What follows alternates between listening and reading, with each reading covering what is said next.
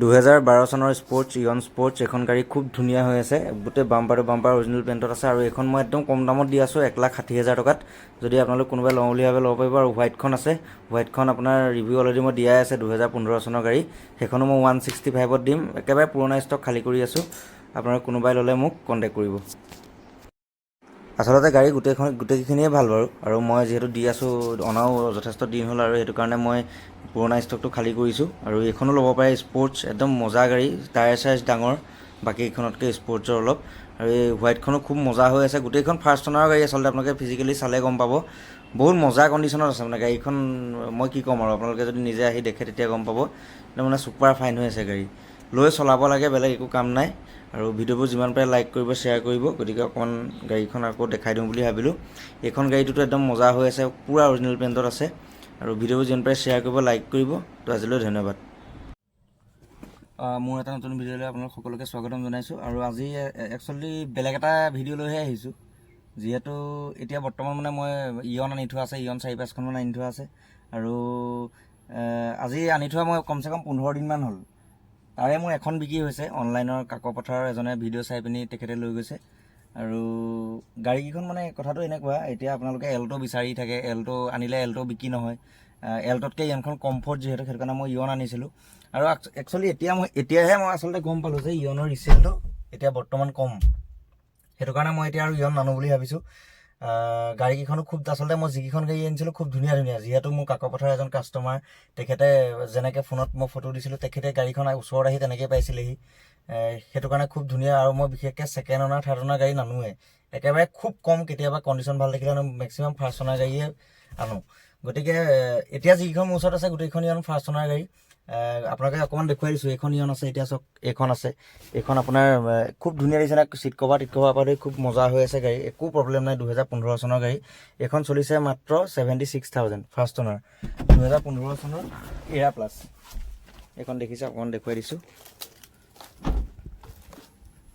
এইখন চাওক এইখন গাড়ী খুব ধুনীয়া হৈ আছে কণ্ডিশ্যন মানে বিৰাটেই ভাল হৈছে ধুনীয়া হৈ আছে কণ্ডিশ্যন আৰু অকণমান দেখুৱাই দিছোঁ গাড়ীখন মই আৰু এটা কথা কি মানে মই এইটো কাৰণে ভিডিঅ'টো বনালোঁ আৰু এতিয়া যদি আপোনালোকে বিশেষকৈ গাড়ী লয়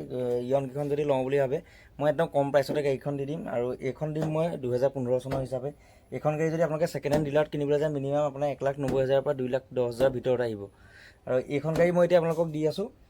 মাত্ৰ 1,65,000 টকাত 2015 চনৰ ইয়ন 165,000ত দি আছোঁ তাৰপৰা মই কিবা এটা নেগচিয়েবল কৰি দিম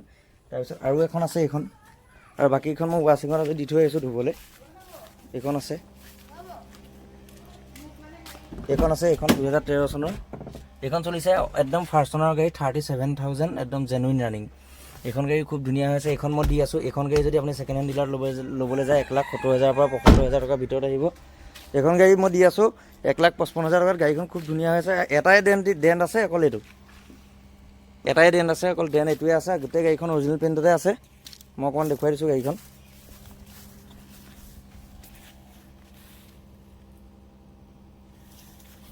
টায়াৰো আপোনাৰ 50% ওপৰতে আছে গোটেইকেইটা টায়াৰ ভিতৰতো অকণমান দেখুৱাই দিছোঁ এইটো ভিতৰতো আৰু বাকীকেইখন মোৰ ৱাশ্বিঙত দি থোৱা আছে ধুবলৈ আৰু এইখনো দেখুৱাই দিছোঁ এইখনো কণ্ডিশ্যন বিৰাট ধুনীয়া হৈ আছে এইখন গাড়ীও এই স্ক্ৰেচ দাগি নাই আৰু এতিয়া মই যিহেতু মানে কি গাড়ী যিমানকেইখন আছে গোটেইখন মই এতিয়া চেল কৰি দিম বিশেষকৈ মোৰ বেলেগ গাড়ী আছে আৰু গাড়ী বেলেগো আছে সেইখনো আনিব লাগে যিহেতু মই এতিয়া নতুন গাড়ীকেইখনমান আহিছে বিশেষকৈ মোৰ ঘৰত জেগাটো কম আছে অলপ থোৱা আৰু আপোনালোকে যদি এইকেইখন ছেকেণ্ড হেণ্ড ডিলাৰৰ পৰা ল'বলৈ যায় মিনিমাম আপোনালোকে 1,70,000 ওপৰতে ল'ব লাগিব গতিকে মই খুব কম দামত দি আছোঁ কিছুমান তাত কমেণ্ট আহিছে কৈছে যে আপোনাৰ গাড়ীবোৰ প্ৰাইচবোৰ ইমান কিয় বেছি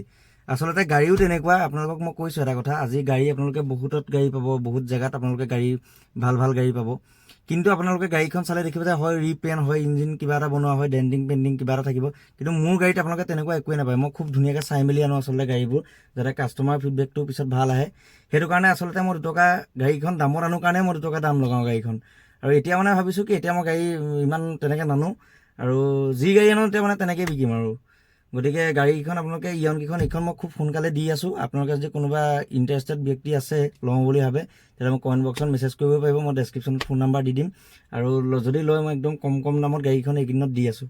গতিকে ভিডিঅ'টো ইয়াৰ ইমানখিনিয়ে বনালোঁ আৰু চাব আপোনালোকে এবাৰ ছেকেণ্ড হেণ্ড ডিলাৰত এখন 15 চনৰ এখন 12 চনৰ ইয়নৰ দাম কিমান আহে আৰু মোৰ প্ৰাইচটোৰ লগত আপোনালোকে মিলাই চাব যে মই কিমানত দি আছোঁ বা তেখেতলোকে কিমানত দি আছে। আৰু গতিকে এইখন খুব সোনকালে চেল কৰিব লাগে, বেলেগ গাড়ীও আহি আছে, আনিব লাগে মই।